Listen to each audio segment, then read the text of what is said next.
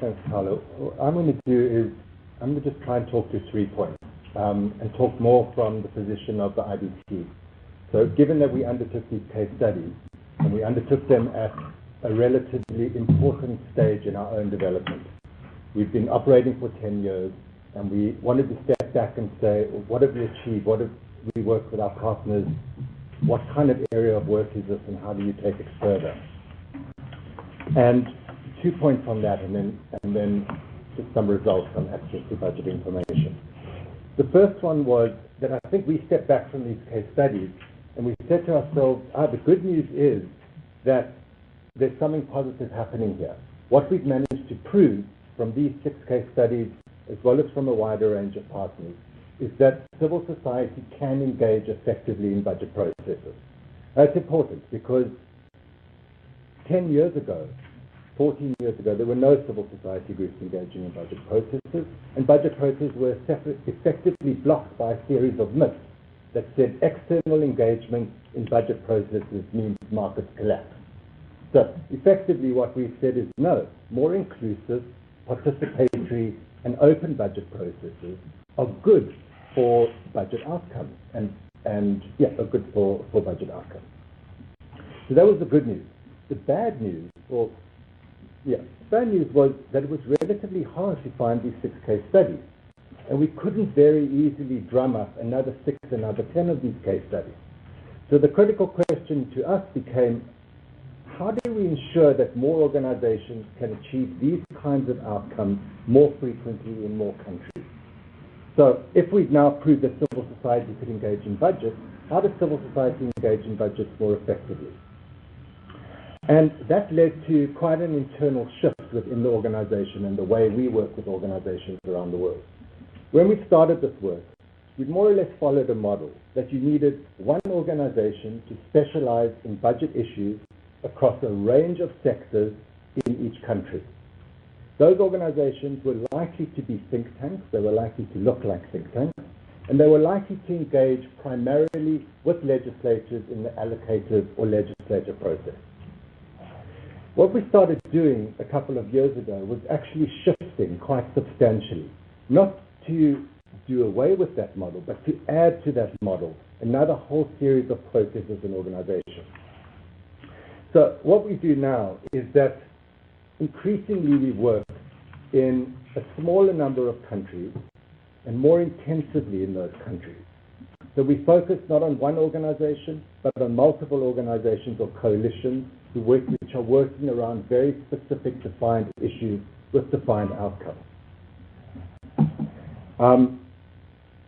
We also tend to work increasingly not only on the allocative process, but much more on the budget execution and the impact process. So working much more on how well is the money being spent, not as an end in itself, but as a way in many countries to get a foot in to then come into the allocative process. So we tend to work a lot more with organizations, working at subnational level, and that means working not just with think tanks, but it means working with organizations that work closer to communities, that are social movements, that have a mass base, etc. And then finally, what we do is work with organizations on a much longer term. So rather than having 1 or 2 year relationships, funding or technical assistance relationships, we provide a package of services, if you like. Money, technical assistance, global research projects, and networking combined over a 5-year period. So this leads us to work, for example, in Mexico at the moment on maternal mortality issues at state level. As Mark was saying, that's where the constraint is now. They got more money for maternal mortality. How is it distributed between states, and how is it spent at state level and local level? We're working in Brazil, for example, on tracking the expenditures of the BNDES, an enormous Brazilian development bank that's off budget and has a budget greater than the budget of the World Bank. Working in Kenya on constituency development funds, looking at allocations to parliamentarians at local government level with very little accountability. So that's the first shift that happened in IBP as a result of the case study. The second shift is that we realized how important evidence is and how much harder we had to work to generate the kind of evidence that could persuade the skeptics, if you like. And so parallel to the programs that I just outlined, we've also initiated what for us is a long-term, a 5-year learning program. The learning program works with each partner to develop a very robust and detailed theory of change and a set of indicators for how one might think about progress along that theory of change over time. The idea is that partners can track their own progress and adjust their strategies over time. We then link with that an external evaluation or case study approach. Two usually local evaluators will work with that partner organization over a 5-year period to develop a very long-term case study of impact. So the idea is that in 5 years' time, we'll have much harder evidence, harder than we've got in these case studies that are essentially looking backwards, that can tell us from a very firm starting point what kind of changes have been made and what the political economy was like that led to those changes. All right, that's the second point. Third point. What became clear to us from the case studies was the centrality of budget information in the poverty process. Firstly, it was clear that access to budget information was the cornerstone, the first step towards a transparent and accountable budget system. Even more importantly, what became clear from the case studies was the role that budget transparency played in changing people's lives. And that was actually the evidence or the connection that we wanted. So, and the way that connection happens is the story of Funda or elsewhere, is that access to budget information and more inclusive budget processes tends to lead to more credible policy choices and more effective and efficient implementation of those policies. Lack of transparency, on the other hand, encourages inappropriate choices. It encourages or allows wasteful spending and allows more corruption to happen, which works against poverty expenditure. So we started to focus as an organization at a global level much more on access to budget information. And one of the tools that we've used to do this is to develop a global index on budget transparency. And that's the Open Budget Survey. What the Open Budget Survey does is it's an independent, non-partisan survey which is managed by the IBP and implemented by our partners in 85 countries, or at this point in 85 countries.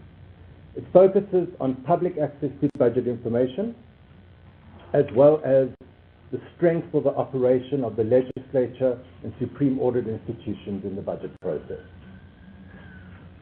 Drawn from all of the questions in the Open Budget Survey, we derive an Open Budget Index, which focuses specifically on whether each of the governments produce 8 key budget documents that are required by best practices.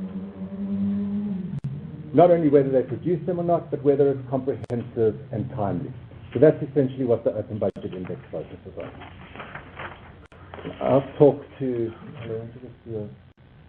I'll just quickly talk to, that's fine. Yeah. I'll just quickly talk to 3 findings. So the first key finding is that the state of budget transparency around the world is deplorable. Of the 85 countries which were part of the survey, only 5 countries produce budget information which could be considered extensive. In other words, they produce 7 or 8 of the 8 key budget documents required by good practices. And those are, you can see, the UK, South Africa, France, New Zealand, and the United States. This is looking at national budget information. What's particularly concerning is that 41 countries only produce information that can be characterized as some minimal, scant, or no information. Within those 41 countries, 23 countries do not provide the public with a budget before it's approved by the legislature. In other words, the public must accept the allocation of public resources as a fait accompli. all of the lower scoring countries, so the orange and red scoring countries, tend to cluster, tend to share similar characteristics. Most of them are in sub-Saharan Africa or Middle East and North Africa. Many of them are dependent on oil and gas revenues. Many of them are dependent on donor aid, and virtually all of them have weak democratic institutions. But there are exceptions to each of these generalizations. So Jordan in the Middle East scores relatively well in the Middle East. South Africa and Botswana score relatively well in Africa. And Kenya and Uganda score well for aid-dependent countries. So the degree of lack of budget transparency will continue to encourage inappropriate, wasteful, and corrupt spending. But geography, poverty, dependence on natural resources are not sufficient excuses not to do well on budget transparency. So that's the first set of findings. The second one,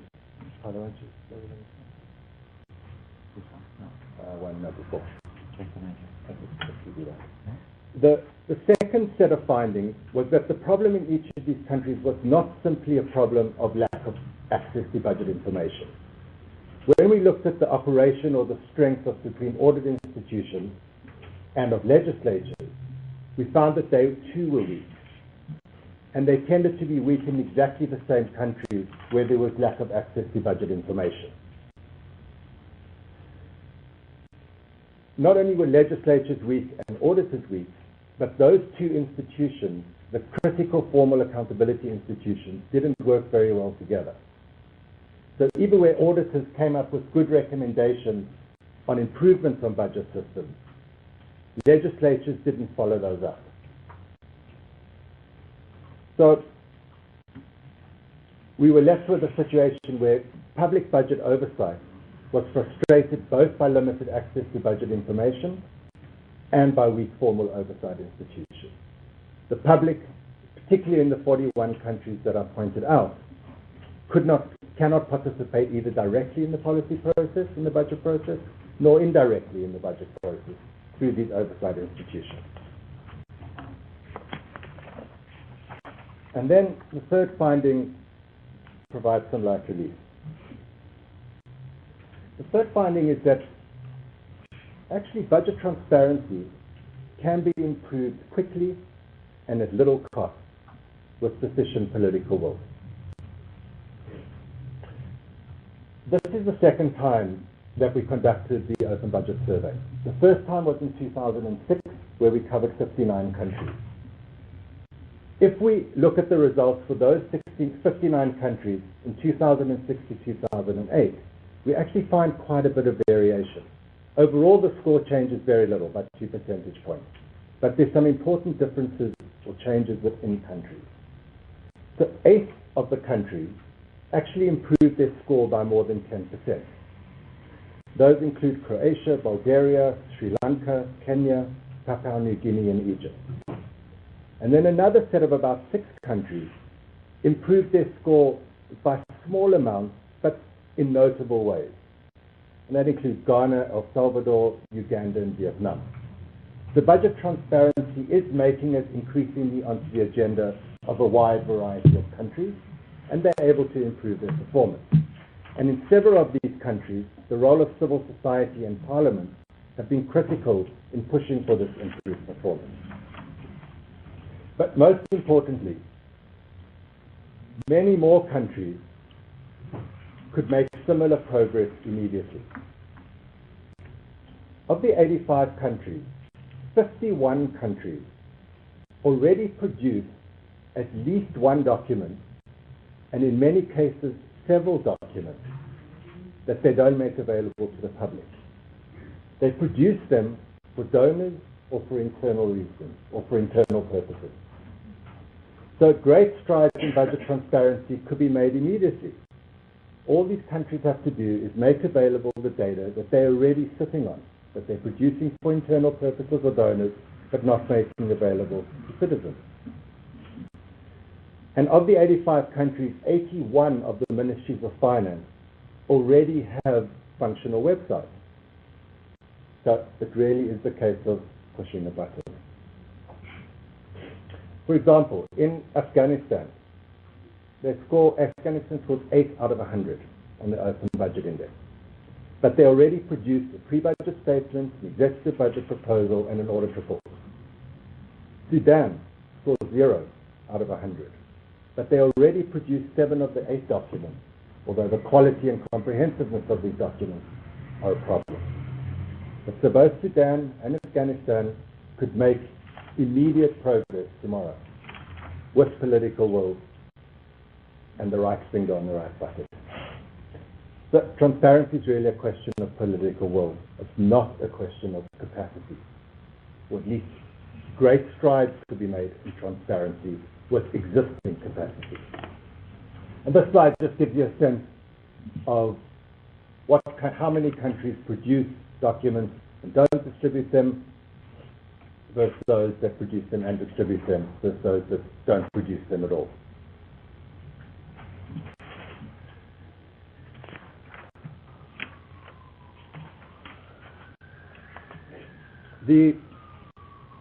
As far as recommendations go, the main recommendation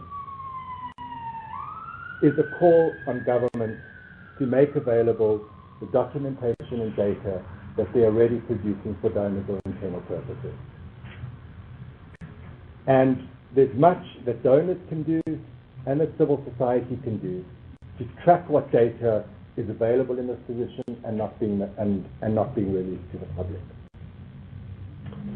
In terms of recommendations to governments, if you go online to, I think it's here, either internationalbudget.org or openbudgetindex.org, you can download the questionnaire for each country.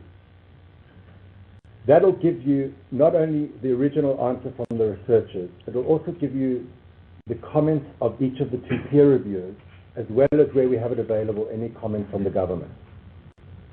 You can also drill down into that to download the exact data. That'll give you the story for each country. So the beauty of this survey is that it can provide you with a very concrete, specific advocacy agenda for each of the 85 countries. And we're beginning to have dialogue with country governments and with civil society to try and push whichever documents are priorities for whichever country. The next step for us, as just a very, very last point, is a couple of things. Indices are great for comparability between countries. They don't give you a lot of the nuance or the texture. So a lot of what we're following up now is to go in depth into a number of these countries to do a much more in-depth case study to get a sense of what are the causes and the consequences of their changes in transparency. Secondly, this index only looks at national budget information. So we're starting to develop approaches, unlikely to be one global index, which will track budget transparency at sub-national level. And then thirdly, to start looking at some of the off-budget flows, in some cases aid budget flows from Venezuela to Nicaragua or China to Angola. But one of the critical stumbling blocks that we're trying to break, and that we'd welcome advice and your support on, is how to build access to budget information into a real global issue with very broad community appeal. How to help make the point as broadly as possible within country coalitions that budget transparency is very related to the quality of people's lives. And there are a few ways in which we're starting to try and do this. I've put some packs out in the front, but I didn't have enough, and I'd be happy to send people more of them. But you'll see in them, for example, we've developed a poster which will be going to schools that sets out some of this information in a very accessible way. We're also trying